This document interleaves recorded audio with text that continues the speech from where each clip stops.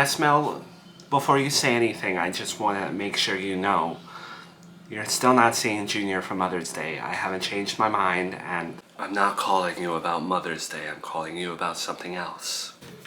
So what are you calling for? I know you probably think I accepted my sentence of house arrest to cover Melissa and that I deny all the charges and all of that, but I'm calling you to tell you, woman to woman, I want you to know that I was the one that forged the paternity test results, regrettably.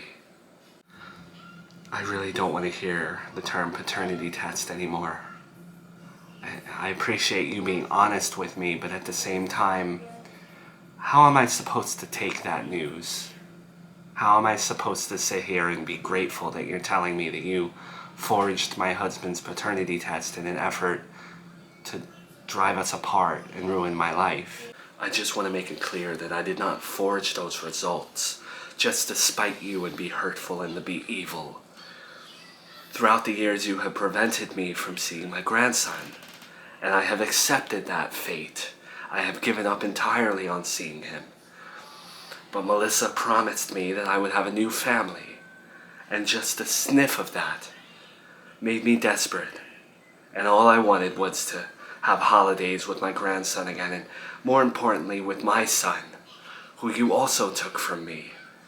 And I'm not blaming you. I just want you to understand why I did what I did, and why I felt so desperate, and why I craved having a family again. It's not a conversation I would have before Mother's Day. But don't sit there and act like I was the one that instigated everything that's ever happened between you and me. I was simply defending myself half the time. I wasn't the one that stood up and objected at my own wedding. I didn't try to poison me. There's countless other things you've done to me, and it was simply because you didn't like me. Because my son marries a woman, and then suddenly, he's not coming over for Thanksgiving anymore. He's not calling me as much. The vision of me seeing my grandson every weekend, it's not coming to fruition. So yes, I hated you for my own reasons, but I'm calling you today in an effort to put our history behind us. I've gone through a lot. I've been through a near-death experience, and I don't know how to undo what I've done, but I'm making a plea with you to put it behind us. It hasn't been 100% easy with Joey just walking out on us, but I'm gaining my footing, and I don't need your son. But more importantly, I don't need the drama that came with him, and ever since he left, my life's been a lot quieter. So I appreciate you airing your grievances, but the ship has sailed for me giving you chances. Whether you've changed or not, I think you need to live with what you've done to me. Alright, well, I know you're in the process of moving out of the house because you found out it was in my name, and you don't want to keep it because of that reason. Well, I'm signing it over to you whether you like it or not.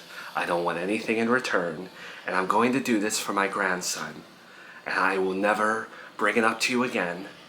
I sign it over, it's yours, no questions asked. No, I can't take. You can't fight it. I already contacted my lawyers. Your name is going to be on the house soon. It's yours. You don't have to move out. Raise Junior in it. Have a happy life without my son. And let me do this for myself. Let it be my last gift to my grandson. You don't ever have to bring it up. You don't ever have to tell anyone. It is what it is.